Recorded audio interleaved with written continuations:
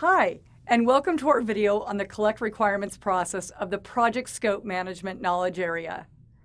The Collect Requirements process determines, documents, and manages stakeholder needs and requirements to meet project objectives. Each stakeholder in a project has needs he or she expects the project to meet. Requirements are those things that must be done in the project or products that must be provided by the project to meet those needs. The Collect Requirements process determines what those things and products are. For example, assume we are implementing a new telephone system in our company.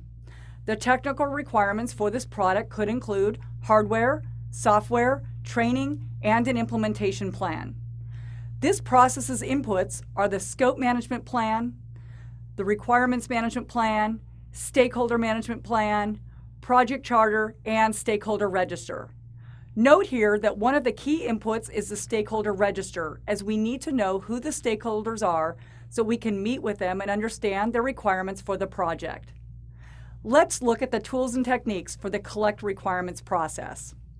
An important tool is to interview important project stakeholders to identify and define the features or functions of the desired project deliverables.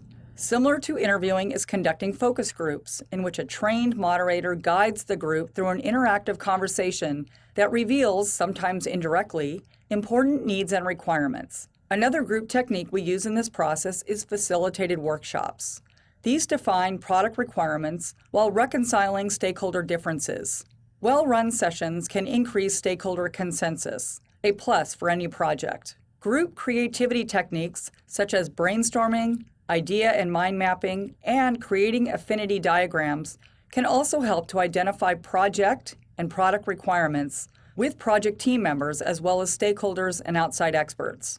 Group decision-making techniques take four major forms: unanimity, in which everyone agrees on a single course of action; majority, in which there is support from more than 50% of the members of the group; plurality, in which the largest block of a group decides, even if a majority is not achieved; and dictatorship, in which one individual makes the decision for the group. Building or coming to a consensus is a variation of the unanimity form. Other tools and techniques in this process are questionnaires and surveys, observations, also called job shadowing, prototypes, benchmarking, context diagrams, and document analysis.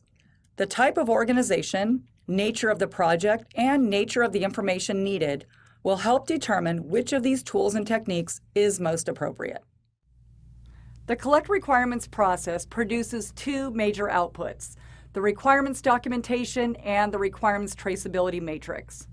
The requirements documentation describes how each requirement meets a business need for the project.